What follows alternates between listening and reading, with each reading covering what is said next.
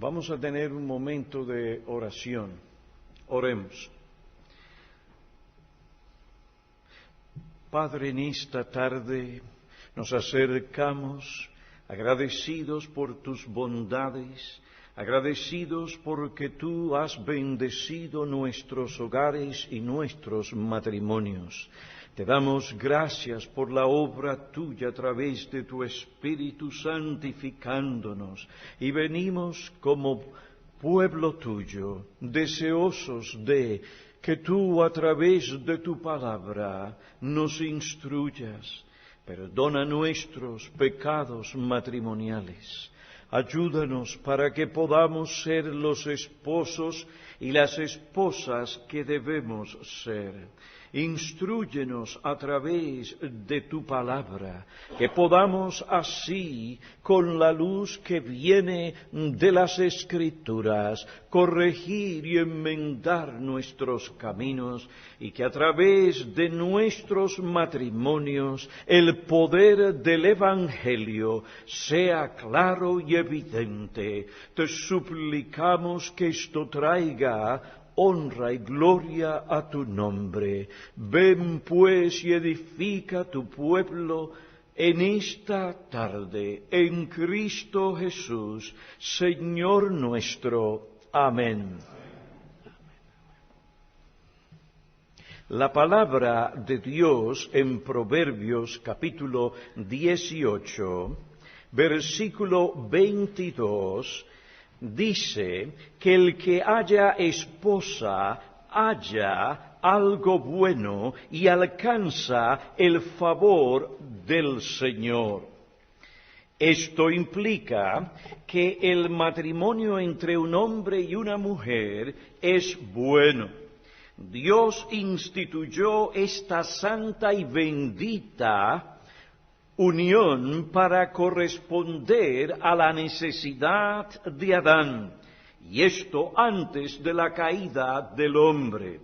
El Señor Dios dijo: no es bueno que el hombre esté solo, le haré una ayuda idónea. La mujer fue introducida al principio de la creación para que se pudiera lograr el propósito de Dios para el hombre en la tierra. Después de traer la mujer al hombre, fue cuando Dios dijo que todo lo que Él había creado era bueno y de gran manera. Por esto podemos concluir que el estado de soltería es la excepción y no la regla. Antes de la creación de la mujer, no se encontró entre todo lo que Dios había creado una ayuda idónea para el hombre. El hombre necesitaba a alguien que le correspondiera, alguien que se asemejara a él, pero que no fuera exactamente como él. La combinación perfecta se produjo cuando Dios creó a la mujer y se la trajo al hombre. Cuando el hombre vio a la mujer, se alegró en gran manera. Inspirado por el Espíritu de Dios, celebró este evento con una canción. Como Thomas E. Tyson dijo, Génesis 2:23 es un poema, es algo que cada lector hebreo podría discernir inmediatamente por su forma literaria. Y el hombre dijo: esta es ahora hueso de mis huesos y carne de mi carne. Ella será llamada mujer porque del hombre fue tomada. Estas son las primeras palabras humanas registradas en la Biblia. Y es un poema celebrando la llegada de la mujer y la alegría del hombre ante la bendición que Dios le había concedido. Observen, estas palabras no son un discurso teológico, sino una bienvenida jubilosa de un cántico de amor. Aunque este poema tiene un rico contenido y significado teológico, es una canción de amor. Adán estaba completamente asombrado por lo que Dios había hecho y lo recibió con gozo y con gratitud. Consideremos la importancia del matrimonio, Génesis 2:24 declara: por tanto el hombre dejará a su padre y a su madre, y se unirá a su mujer, y serán una sola carne. No hay palabras más descriptivas y poderosas para subrayar la importancia y el valor del matrimonio que las que aparecen en este versículo bíblico. El matrimonio es la relación primaria de la vida humana en la tierra. Aquí 1 más 1 es 1. Adán y Eva podían corresponder el uno al otro porque se asemejaban, y cada uno necesitaba al otro porque eran diferentes. Ninguno de ellos estaba completo sin el otro. Dios creó el matrimonio y lo creó para promover el bienestar, la santidad, la felicidad, el deleite, la santidad, la satisfacción y la preservación de la humanidad. Por tanto, decimos como Lawson que el hombre que ha hallado esposa y que ha alcanzado el favor de Dios debe reconocerlo con acción de gracias. Fue Dios quien hizo a la mujer para el hombre. Él guía a cada hombre hasta su propia mujer y en una forma misteriosa dispone el corazón de ella para que acceda a esta tierna unión. Si tenemos la obligación de dar gracias a Dios por los deleites de la amistad, ¿cuánto agradecimiento no le debemos por los placeres de la unión más deleitosa que existe, en la que dos son hechos una sola carne? Ya que esta unión es tan necesaria, beneficiosa y deleitosa para el hombre y la mujer, surge la pregunta: ¿por qué será que las últimas décadas, las últimas 4 décadas, el índice de matrimonios en nuestra nación sugiere que muchos adultos ven el matrimonio cada vez como una opción menos atractiva? El Instituto Americano de Valores informa que en el 1970 el 78.6% de adultos entre las edades de 25 a 54 años estaban casados. Pero esta cifra bajó en el año 2008 a 57.2%. Se dice que la gente todavía establece relaciones y que todavía tienen hijos. Sin embargo, el informe indica que esto lo hacen sin contraer matrimonio. Esta tendencia es especialmente común entre los adultos jóvenes. Muchos de estos jóvenes están desilusionados con el matrimonio por la tasa alta de los divorcios de sus padres. En la actualidad, ellos muestran una actitud más favorable hacia la convivencia al vivir juntos que la que tenían las generaciones anteriores. En la actualidad, ellos muestran una actitud más favorable hacia la convivencia que la que tenían las generaciones anteriores. El informe de esta institución americana indica que ha disminuido el número de personas que dicen que son felices en el matrimonio. En el 1975, una columnista famosa que se dedicaba a dar consejos confesaba que ella no entendía por qué su matrimonio de 36 años había fracasado. Muchos jóvenes que comienzan su matrimonio con grandes expectativas, en poco tiempo de haberse casado, se encuentran desilusionados. El matrimonio que ellos estaban seguros había sido hecho en el cielo, dice el doctor Mack, cae con estrépito a tierra. Las estrellas que tenían en sus ojos se transforman en arena. ¿Qué ocurrió? ¿Cómo pueden estas personas estar tan desilusionadas con aquella institución que debería haberles colmado con dicha y felicidad?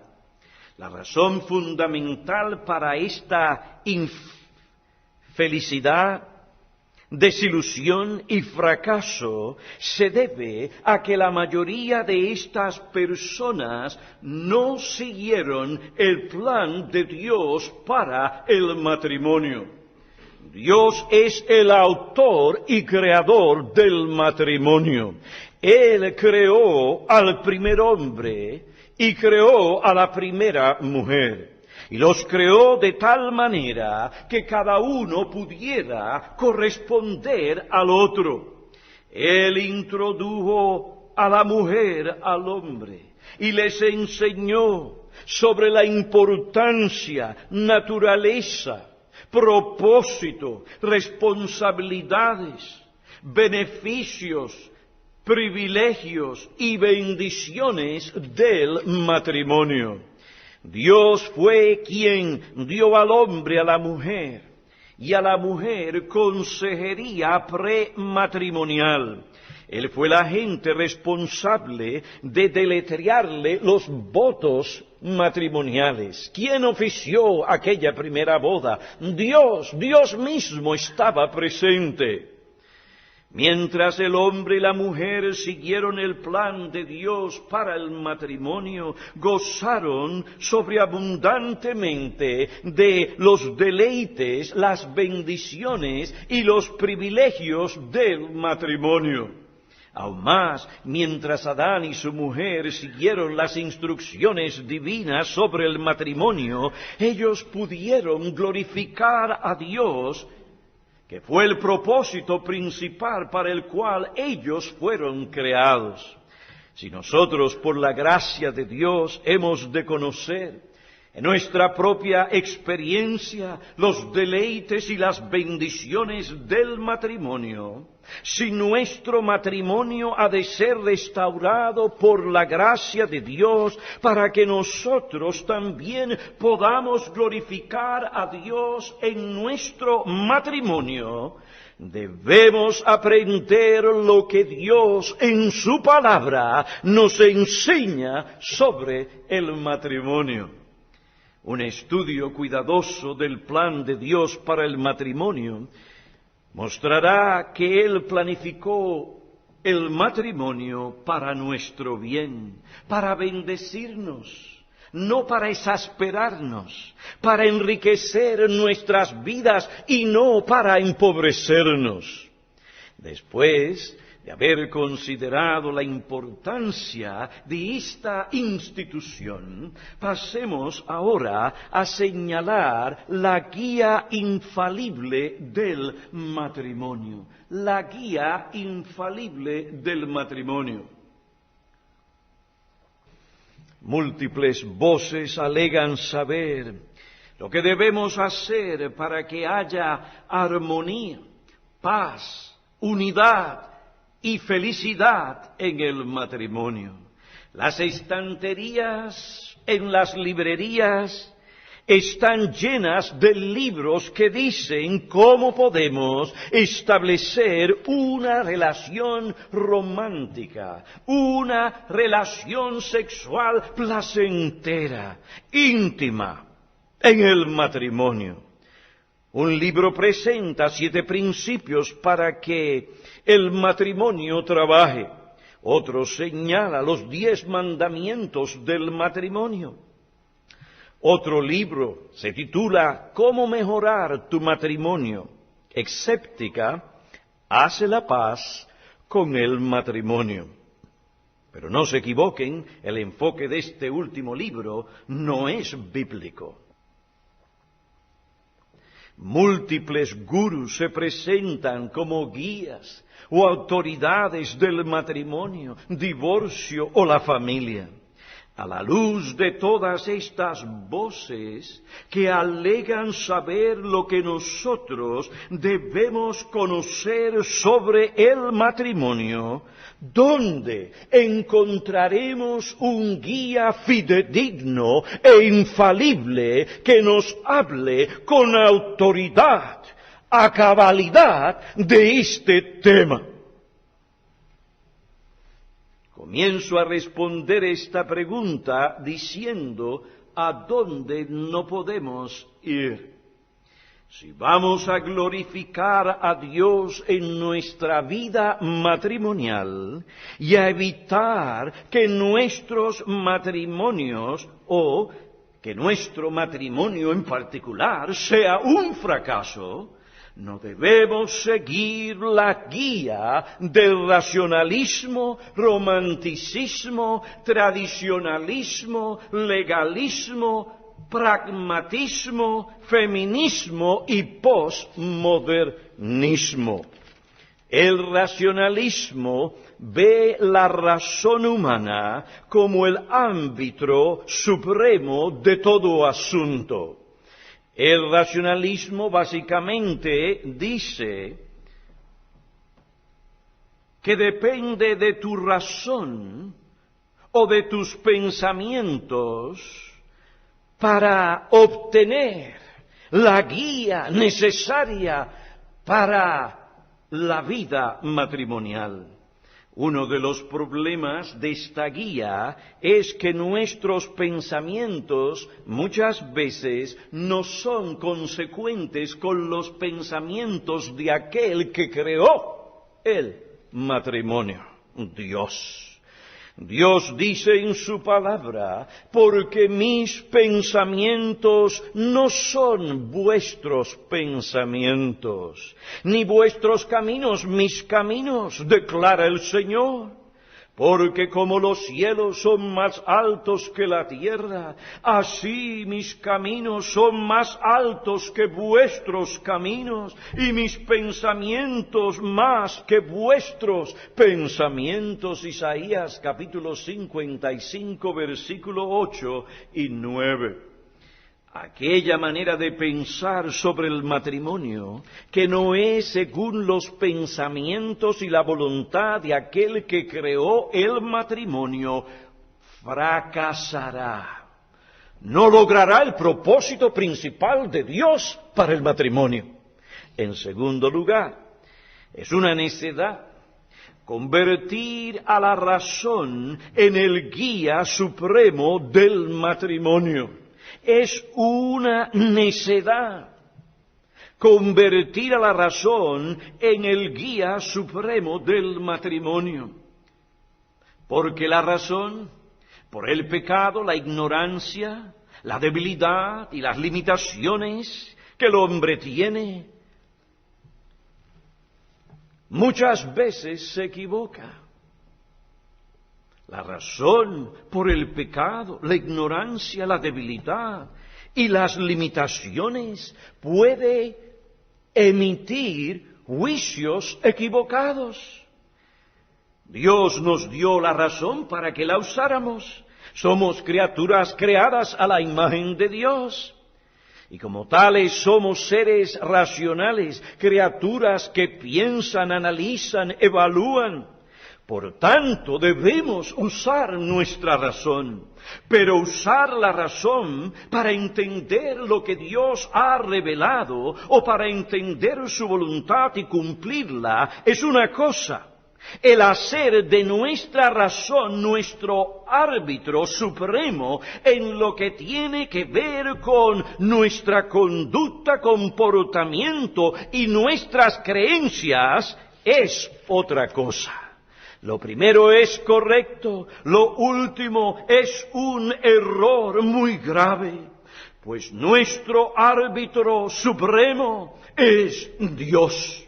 Nuestra guía infalible para todo asunto es lo que Dios ha revelado en su palabra. En lo que respecta a nuestra razón, debemos usarla para conocer, entender y aplicar lo que Dios ha revelado, sea en su revelación general, la creación, o sea en su revelación especial, las Escrituras. Si seguimos nuestra razón como una guía infalible para nuestro matrimonio, nos equivocaremos. Imagínate a tu esposa llorando porque tú despreciaste el postre que ella te sirvió. Ella, por servirte, por querer mostrar su amor por ti, te sirve un postre riquísimo de 3 leches. Tú al ver el postre le dices, yo no quiero eso. Ella, al ver tu reacción, comienza a llorar. En ese momento tú piensas que su conducta no es lógica, no tiene sentido, que una mujer tan grande esté llorando por una cosa como esa. Piensas que ella no tiene razón para llorar. Para que ella no reaccione de esa manera, tú decides que no vas a hablar más con ella hasta que ella controle sus sentimientos y su comportamiento. No le hablaré hasta que ella aprenda a no ser tan sensible. Mi amigo, quizás no hay una razón lógica para que ella llore, pero tu esposa no es una computadora ni un ordenador que actúa automáticamente según las reglas de la lógica. Aunque tus pensamientos te dicen que ella no tiene razón, supuestamente para llorar, Dios en su palabra te dice que debes ser paciente y compadecerte de ella. Dios te dice en su palabra, sé perfecto como yo soy perfecto. ¿Y cómo trata Dios a sus hijos? El Salmo 103, versículo 13 y 14 declara, como un padre se compadece de sus hijos, así se compadece el Señor de los que le temen. Porque Él sabe de qué estamos hechos, se acuerda de que somos solo polvo. Nuestro Señor trata con nosotros, sus hijos, consciente de nuestra debilidad, consciente de nuestra constitución. Dios no manda a los esposos a demandar que sus esposas vivan según la pura razón, sino que Dios manda a los esposos a vivir con sus respectivas mujeres de una manera comprensiva, sensible o con conocimiento, como con un vaso más frágil. Primera de Pedro, capítulo 3, versículo 7. Dios le manda al esposo a vivir con su esposa según su constitución y todo lo que ella es como persona.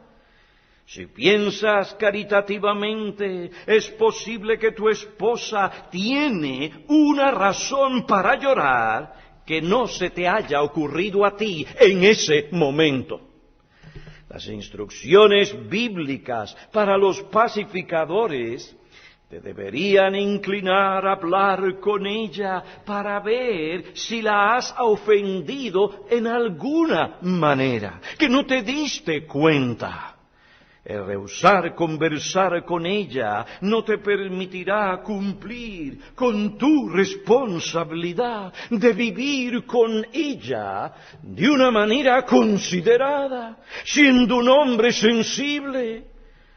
Es posible que sus lágrimas proceden de un sentimiento de desengaño, nacido de un deseo santo y bíblico de agradar a su esposo, magnificado por otros factores. Tal vez un cansancio físico extraordinario y otras dificultades que ella ha tenido que enfrentar o afrontar durante el día que tú no conocías. Las instrucciones bíblicas para los pacificadores deberían inclinar tu corazón a hablar con tu esposa para enterarte bien de su condición, para que así puedas vivir con ella de una manera comprensiva, de una manera sensata. Por otro lado, una esposa dice: la Biblia enseña que yo no soy inferior a mi esposo. Génesis 1:26. Y no hay distinción entre hombre y mujer en Cristo.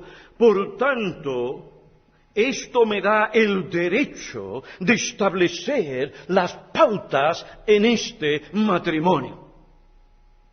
Aunque esta esposa no ha usado el término razón en lo que dijo, su conclusión se basa en un razonamiento humano y no bíblico. Aunque ella cita versículos bíblicos, estos se han sacado del contexto mayor de la totalidad de la enseñanza bíblica. Los versículos se han usado como un punto de partida para un razonamiento humano. Este razonamiento se ha desviado de las Escrituras, pues no toma en cuenta la enseñanza bíblica pertinente a su posición y función en el hogar. Por seguir sus pensamientos, la esposa asume una posición y quiere ejercer una autoridad que Dios no le dio, que no le corresponde. Tarde o temprano, esta perspectiva creará tensión en ese matrimonio, creará fricción, pleito, resentimiento y finalmente división y distancia. Muchas veces no hay comprensión, paz y unidad en el matrimonio porque los cónyuges están siguiendo la guía de sus pensamientos que se opone a las instrucciones de la palabra de Dios. Cuando surge una inquietud o un problema entre los esposos, antes de reaccionar, el esposo o la esposa deben deliberadamente preguntarse: ¿qué clase de reacción o comportamiento exige Dios de mí en esta situación? ¿Qué exige su palabra? ¿Cuál es mi deber? ¿Qué gracia espiritual debe gobernar mi corazón y mi conducta en esta situación? A veces nos equivocamos porque pensamos que estamos siguiendo la guía del Señor, cuando realmente estamos siguiendo la guía de nuestros propios pensamientos. ¿Por qué la desilusión en muchos matrimonios? Porque Dios y su palabra no son su guía, sino su razón, la cual ha sido oscurecida por el pecado. Una cosa que debemos tener presente es que aquello que Dios ha prometido a bendecir en el matrimonio no es lo que nos dicen nuestros pensamientos, sino nuestra obediencia a su palabra. Ahora bien, otros no siguen el racionalismo. Otros siguen la guía del romanticismo para afrontar las diferentes situaciones y los diferentes problemas que surgen en el matrimonio. El romanticismo confiere prioridad a los sentimientos. Su énfasis en la naturaleza, individualidad y los sentimientos estimula a las parejas casadas a sentirse libres para seguir los impulsos de su corazón, sus sentimientos. Si sientes que aquello que quieres hacer se siente bien o te hace sentir bien, entonces es tu libertad, puedes hacerlo. Siéntete libre para seguir tus sentimientos, o como tú te sientes, o para hacer lo que tú sientes es natural. Esta perspectiva es peligrosa porque hace de los sentimientos y lo subjetivo la norma o el principio que debe gobernar la relación matrimonial. La esposa, consciente o inconscientemente, siguiendo sus sentimientos, socava las reglas de su marido. Aunque las reglas de su esposo son consecuentes con las normas bíblicas, aún así, porque ella siente pena por sus hijos o por temor a causarles disgusto, les permite a las espaldas de la cabeza del hogar socavar sus reglas. Este curso de acción, tarde o temprano, traerá conflictos en el matrimonio. El problema no es el matrimonio. El problema es el hombre y la mujer en el matrimonio.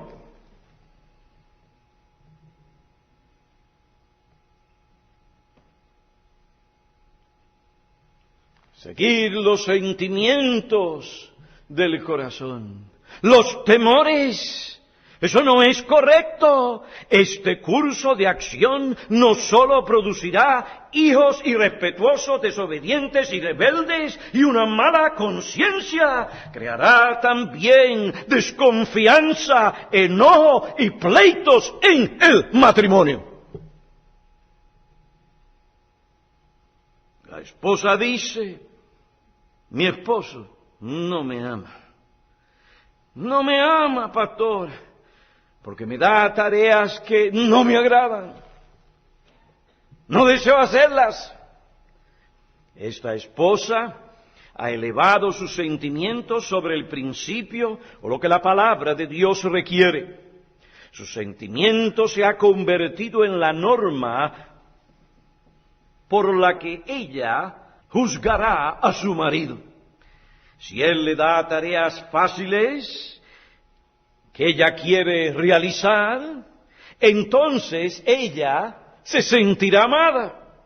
Pero si su esposo le da tareas que no le gustan, que son desagradables, o que tareas que son inconvenientes para lo que ella realmente quiere hacer,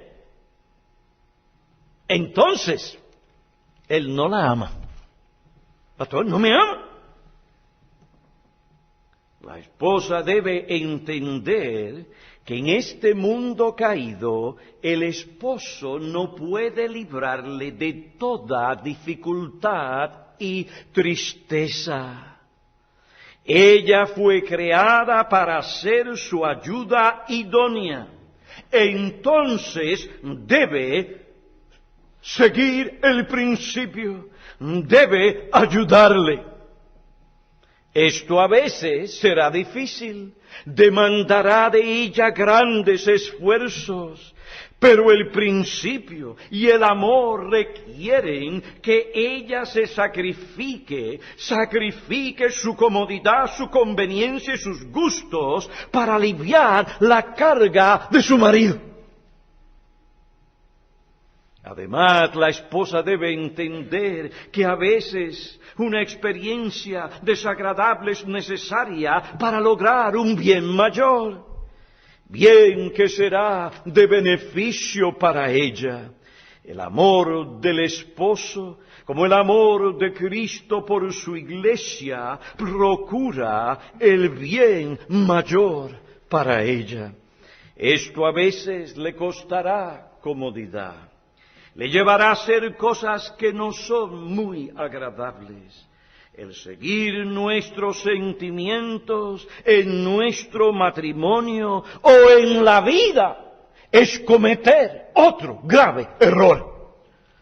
Por lo que Dios nos dice en su palabra acerca del corazón, Jeremías 17:9, más engañoso que todo es el corazón y sin remedio. No podemos confiar en los sentimientos de nuestro corazón. ¿Por qué? Porque nuestro corazón es bien engañoso y más engañoso de lo que nosotros creemos que realmente es. Este nos dirigirá por la senda del egoísmo, por la senda de la insensatez, impiedad, injusticia e incredulidad. Estas cosas no fortalecen ni conservan las buenas relaciones en el matrimonio. Marcos 7:21. Porque de adentro del corazón de los hombres salen los malos pensamientos, fornicaciones, robos, homicidios, adulterios, avaricias, maldades, engaños. Proverbios 28:26 declara, el que confía en su propio corazón es un necio, pero el que anda con sabiduría será librado. Seguir los sentimientos como la guía para nuestras decisiones o para nuestro comportamiento en el matrimonio o en la vida es un camino que ciertamente conducirá al fracaso. Si vamos a evitar que nuestro matrimonio sea un fracaso, no debemos seguir la guía del racionalismo ni del romanticismo, y añado, tampoco del tradicionalismo. El tradicionalismo eleva la tradición humana sobre el mandamiento divino. El tradicionalismo nos dice que debemos dirigir nuestras vidas por lo que dicta la tradición.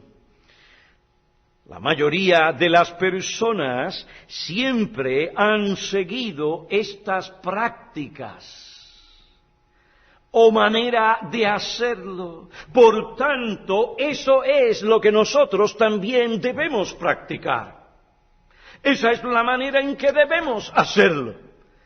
Debemos cuidarnos del tradicionalismo porque es incorrecto elevar la tradición por encima del principio, la enseñanza o el mandamiento de Dios para el matrimonio. Las tradiciones humanas no son amorales, son creadas por hombres caídos. Y muchas veces esas tradiciones reflejan el carácter pecaminoso, perverso y corrupto de aquellos que establecen tales costumbres o tradiciones. Por consiguiente, hacen muchas de ellas daño al matrimonio.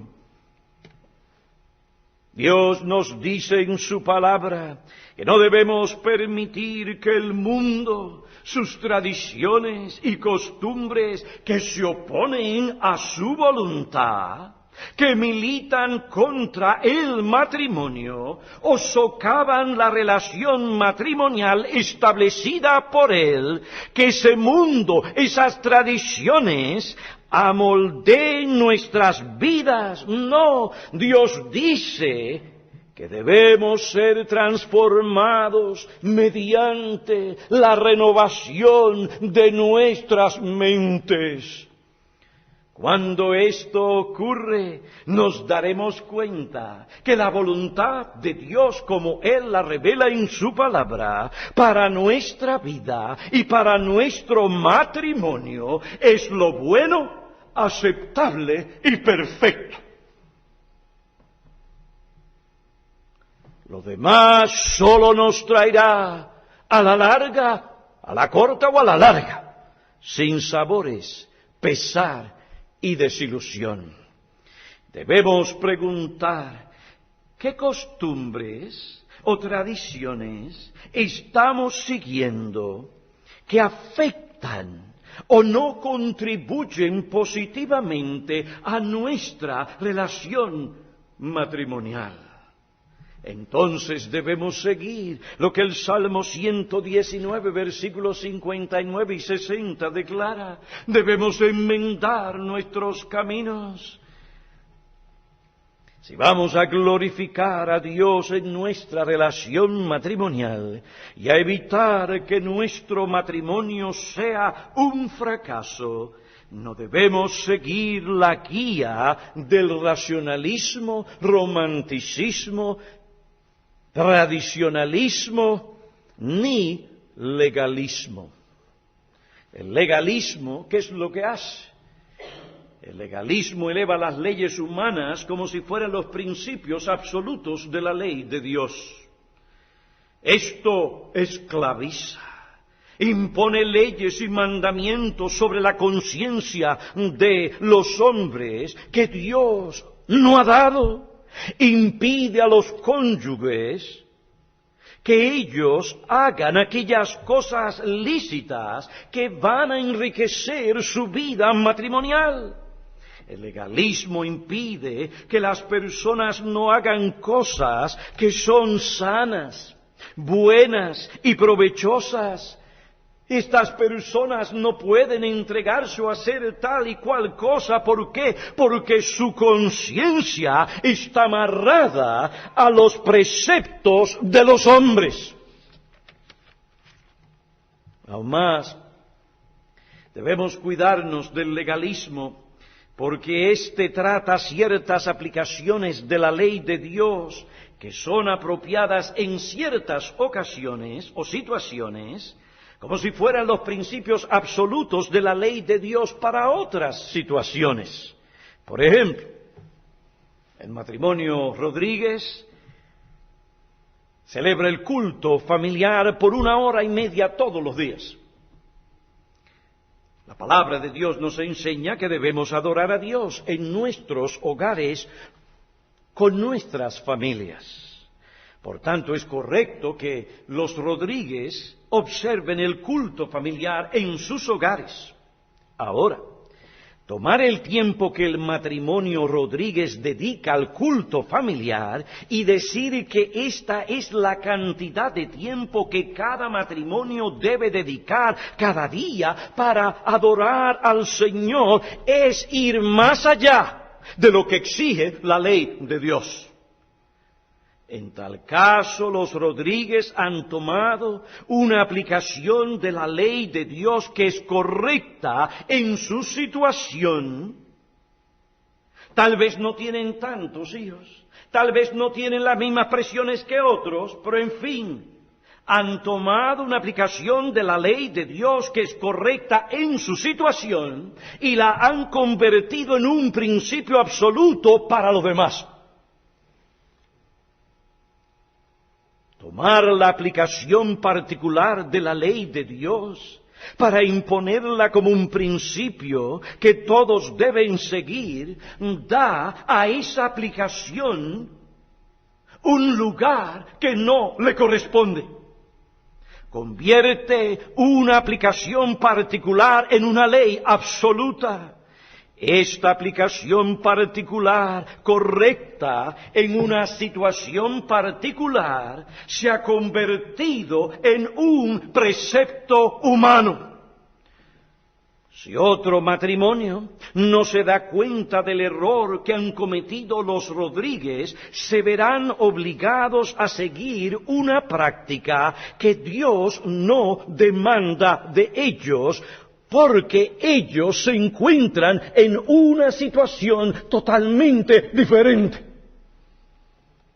Tomar un yugo que Dios no nos ha dado puede imponer cargas innecesarias sobre el matrimonio que afecte su paz, unidad y felicidad.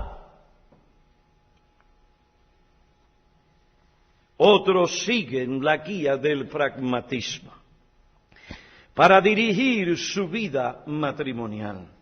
El pragmatismo básicamente nos dice que aquello que trabaja satisfactoriamente o produce resultados satisfactorios es el principio que debe de determinar nuestro comportamiento en el matrimonio. Fuera de este principio, el pragmatismo no reconoce ningún otro principio o norma. Nuestra sociedad americana se caracteriza por el pragmatismo. Somos los americanos pragmáticos. ¿Qué produce dinero? ¿Qué produce resultados? Cuando miramos las estadísticas, ¿qué es lo que trae éxito?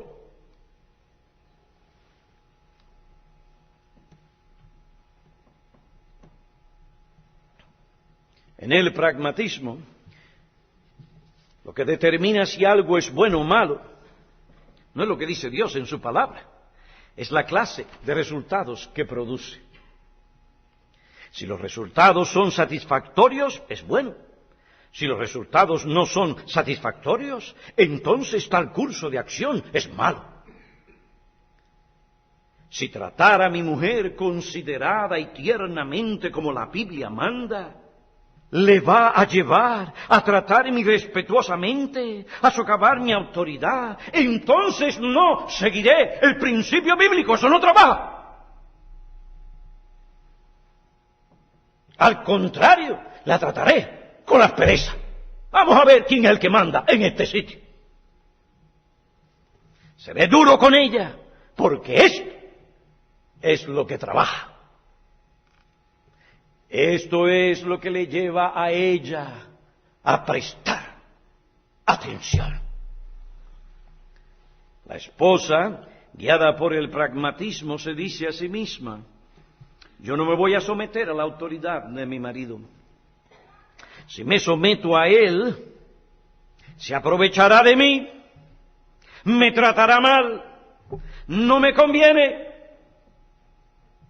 Si hago lo que él dice que es consecuente con lo que la palabra de Dios enseña, perderé la aprobación el apoyo y la buena mirada de mis hijos.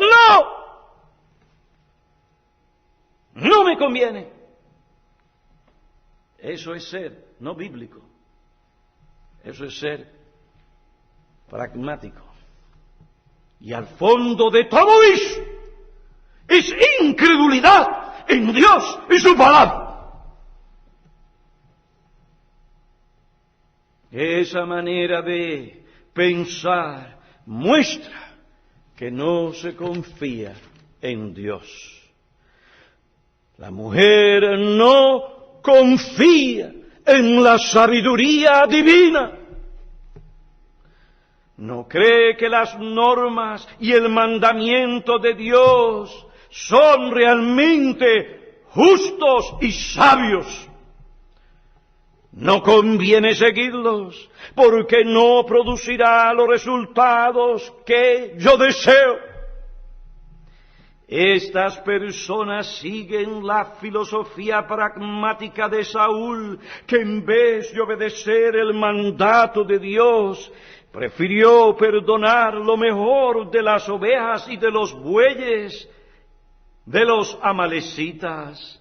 Y esto por el beneficio que estos animales les traerían.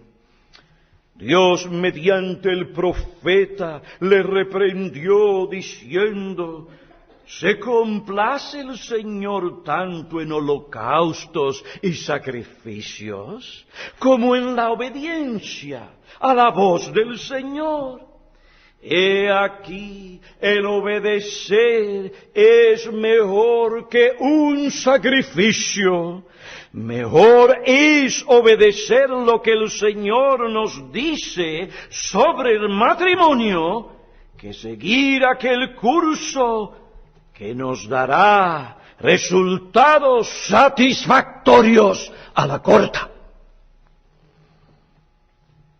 Pues ¿a quiénes honrará el Señor? Aquellos que pueden decir: mira el éxito que hemos tenido, mira los sacrificios que tenemos, mira los bueyes gordos que tenemos.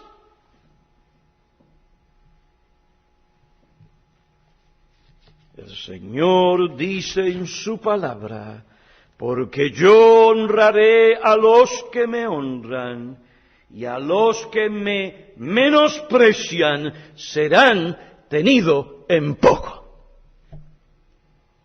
Si vamos a glorificar o agradar a Dios en nuestro matrimonio y evitar que sea un fracaso, no debemos seguir la guía del feminismo.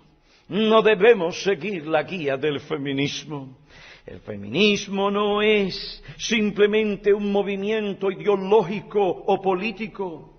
Oiga bien, es un esfuerzo deliberado por socavar o eliminar el orden social que Dios estableció en la creación. Por esta razón el feminismo no dirige a la mujer a asumir la posición y a ejercer el rol que Dios le dio en el matrimonio, en la familia, sino que le manda a la mujer a liberarse de estas cosas para que ella supuestamente pueda desarrollar su pleno potencial y realmente ser una mujer libre. La guía que da el feminismo con su perspectiva igualitaria, crea un conflicto entre el hombre y la mujer en el matrimonio. Invierte los roles. No siembra la paz y la unidad en el matrimonio, sino la competencia entre él y ella. Siembra la rivalidad entre el hombre y la mujer. No promovemos el machismo. La palabra de Dios condena tal cosa. No creemos que la mujer es inferior al hombre, pues ella también fue creada a la imagen de Dios. Pero el feminismo no es el camino a seguir para agradar a Dios y establecer y mantener la santidad, la paz, la unidad y la felicidad en el matrimonio. La liberación feminista de la mujer no ha producido una generación de matrimonios unidos y felices que honran a Dios. Al contrario, el feminismo más radical ve el matrimonio como una institución opresiva que debe ser abolida. Los feministas sostienen que se debe destruir el amor.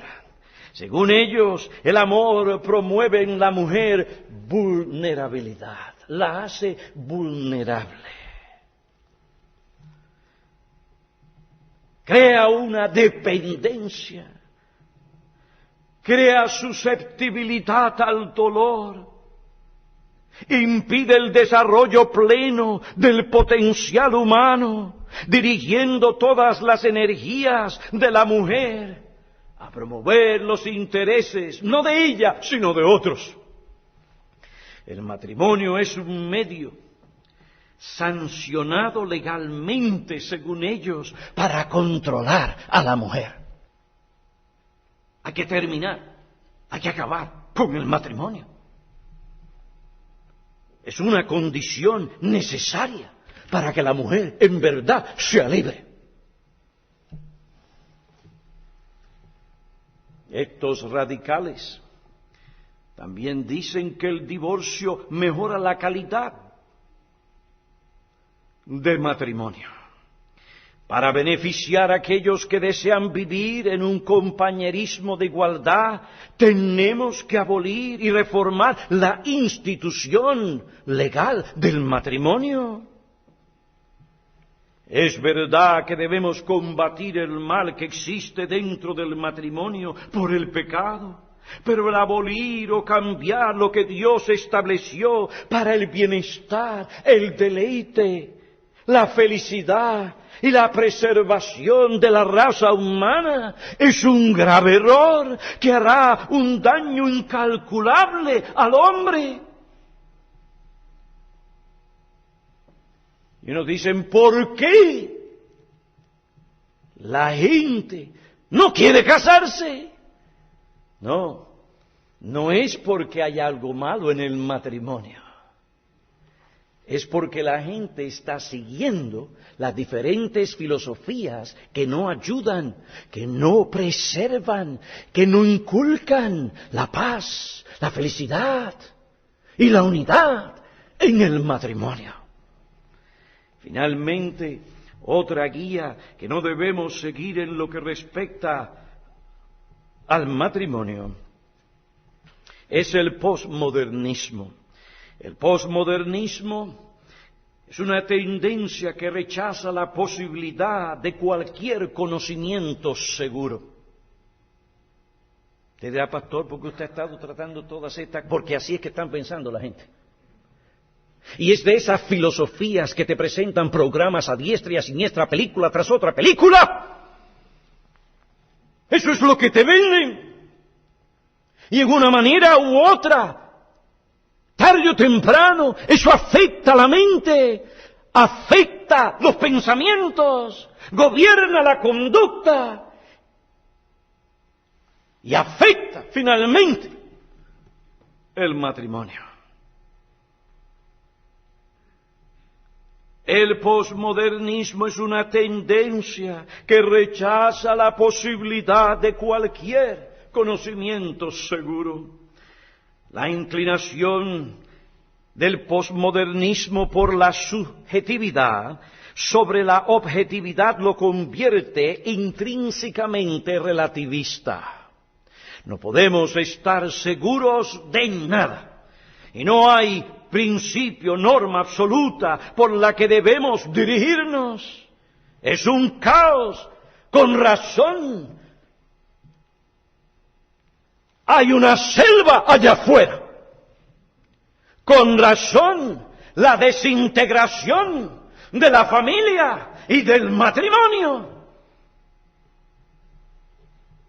Esta filosofía deja al hombre y a la mujer en el aire. le lleva a depender de sus pensamientos, sentimientos, circunstancias, preferencias, caprichos o situación para dirigir su vida matrimonial. Esto no ha conducido a mejores matrimonios, no conduce a la paz y a la unidad, deja a la pareja casada sin una orientación sana, objetiva y segura que diría su vida. La crisis matrimonial que afronta la pareja casada y la desintegración de esta institución santa nos indican que la supervivencia, el buen desarrollo, la salud y la felicidad del matrimonio no se encuentra en el posmodernismo, feminismo, pragmatismo, legalismo, tradicionalismo, romanticismo y racionalismo. Entonces, ¿qué guía debe el hombre acudir para guiar su vida matrimonial? Él debe acudir a la guía fidedigna, suficiente y pertinente que Dios ha dado para dirigir al hombre. Y esto es su palabra. Toda la Escritura es inspirada por Dios y útil para enseñarnos a nosotros en estos días difíciles, donde hay caos en la familia, donde vemos hogares desintegrarse delante de nuestros ojos, hijos sin padres, desorientados, heridos, quebrantados. La Biblia dice que en los últimos días, es decir, estos días, vendrían días difíciles, porque los hombres serían amantes de sí mismos, entregados a sus pasiones, posmodernistas. No hay nada nuevo bajo el sol. Vaya a las Escrituras. El Dios que creó y sostiene el matrimonio es el único que puede enseñarnos todo lo que debemos conocer, sí, aún en estos tiempos, para que nosotros podamos agradarle a Él en nuestro matrimonio, en nuestra vida, en nuestra relación matrimonial, y evitar el fracaso. En su palabra, Dios nos enseña su plano propósito para el matrimonio, para que nos sintamos y estemos seguros. El propósito divino para el matrimonio nos llama a cumplir ciertas obligaciones, a realizar ciertas acciones para promover el bienestar de nuestro cónyuge en el matrimonio. En este punto uso la cita que otro dio para respaldar esta aseveración.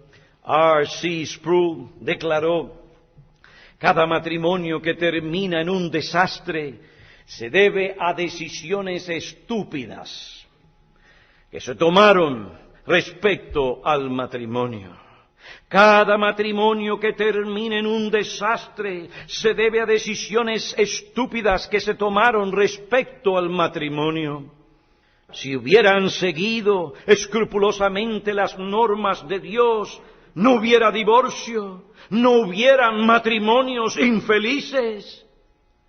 Violar las normas de Dios no solo es un acto de desobediencia, sino que también es una acción necia. Si tú quieres un matrimonio feliz, la cosa más inteligente que puedes hacer es someterte a las normas de Dios. Estas normas han sido diseñadas para promover y proteger tu felicidad. Dios las planificó cuidadosamente. Pero antes de que estas normas puedan obrar a favor de nuestra felicidad, tenemos que conocer cuáles son estas normas. Otra vez, se requiere que estudiemos para que conozcamos no solo la sabiduría de Dios, sino que la dominemos. Es decir, que conozcamos bien lo que Él nos enseña en su palabra. Dice Sproul, en mis clases en el colegio, la diferencia entre una A y una B era la diferencia entre el conocimiento y el dominio de una materia. Y ahí está el problema con muchos matrimonios. Conocen mucho, pero no han dominado la materia. Ahí está el problema de muchos de nuestros hogares. Nos conformamos con conocer, pero no por dominar la materia. ¿Quién se siente satisfecho con tener la clase de matrimonio que es solo una B, una C o una D? La verdad es que nadie se sentiría satisfecho con menos de una A en su matrimonio. La confianza en la sabiduría de Dios está íntimamente relacionado con nuestra obediencia a Dios. Pensar que uno no será feliz si obedece los mandamientos es un gran engaño. Este es el engaño fundamental del hombre. Por supuesto que puede haber placer en la desobediencia, pero ésta nunca dará la felicidad. La felicidad en el sentido bíblico es más que un perrito que se siente a gusto. Cuando, dice Sproul, siento un conflicto de intereses o de deseos entre lo que yo quiero y lo que Dios requiere, entonces yo sé que la crisis moral es pecado. Cuando escojo mi propio deseo y yo insulto la integridad de la sabiduría de Dios, yo al mismo tiempo revelo que soy un necio. Añade el Dr. Wayne Mack, la mayoría de todos los problemas en el matrimonio surgen porque la gente no conoce el plan de Dios para el matrimonio, o no están dispuestos a seguirlo. No habrán matrimonios infelices ni divorcios cuando la gente conoce y sigue el diseño perfecto de Dios. Hasta aquí hemos concluido, hemos considerado la importancia del matrimonio y la guía infalible para el matrimonio. ¿Quién es el agente principal en el matrimonio? El agente principal del matrimonio. El agente principal en el matrimonio es Dios. El hombre y la mujer no pueden establecer una relación matrimonial que realmente agrade a Dios, que se conforme al plan divino y que provea la satisfacción que Dios quiere sin Dios. Sin Él no habrá una profunda unidad y felicidad en el matrimonio. Pastor, pero yo estoy tantos años casado, sí, yo no soy creyente, mi esposo lo es, pero yo me llevo bien con él, sí, pero tú no conoces la dimensión espiritual de la dicha y felicidad cuando uno conoce a Dios y tiene entendimiento, discernimiento espiritual para ver ese mundo de realidades espirituales que nos rodea y poder entender las maravillas de la ley de Dios. Sin Dios no habrá una profunda unidad y felicidad en el matrimonio. Sin Él, los cónyuges no podrán afrontar correctamente las dificultades, las adversidades que afectan a los matrimonios en el día de hoy. La Biblia nos dice en el Salmo 127, y en esto estaba claro, una sierva de Dios que habló conmigo los otros días: si el Señor no edifica la casa, en vano trabajamos. Jesús dijo: yo soy la vid, vosotros los sarmientos. El que permanece en mí, yo en él, ese da mucho fruto. Pero separados de mí, nada podéis hacer. Nunca fue la intención de Dios que el hombre y la mujer formaran y vivieran una vida matrimonial sin él. Ellos fueron creados el uno para el otro, para que juntos vivieran según el conocimiento verdadero de Dios, en comunión con Dios y en sumisión a Dios. Lamentablemente el hombre, por su rebeldía, no busca ni se somete a Dios. Romanos 8:7 dice: ya que la mente carnal no se sujeta a la ley de Dios, pues ni siquiera puede hacerlo. Esto significa que mientras que el hombre se encuentre en esta condición, él no se sujetará a lo que Dios exige de él en el matrimonio. Por esta razón, no debemos sorprendernos al ver que mientras más hablemos de la enseñanza bíblica, de las normas divinas para el matrimonio, el incrédulo y aún ese creyente que está desviado, aunque externamente no parece, pero lo está, sea indiferente a estas normas y se rebele contra ellas. Para que haya un cambio en el corazón del hombre incrédulo que le lleve a someterse a Dios, es necesario que Dios obre en su corazón, regenere, cambie, transforme su corazón. Amigo, si tú no te has convertido, si no eres un hijo, una hija de Dios, debes arrepentirte de tus pecados, de tu vida de rebeldía contra Dios. Debes creer en el Señor Jesucristo. La salvación de tu alma del dominio del pecado debe ser el asunto más importante para ti. No el matrimonio, sino la conversión de tu alma, su salvación del dominio del pecado. Tú no podrás establecer y mantener un matrimonio verdaderamente feliz, que goza de una verdadera unidad espiritual, que agrada a Dios, hasta que te encuentres en una relación correcta con Dios. Y hoy es el día.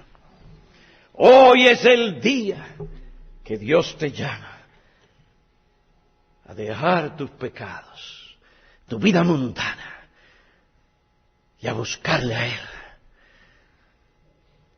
Él es el sumo bien. Cree en Cristo y serás salvo.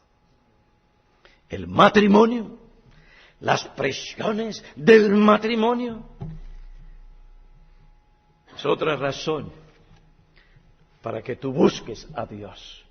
Ay, pastor, pero mire, yo no he estado buscando, yo tengo que estar bien porque yo tengo una buena esposa, o mire, yo tengo un buen esposo, y todo me va supuestamente bien. Oh, no malinterpretes la providencia de Dios.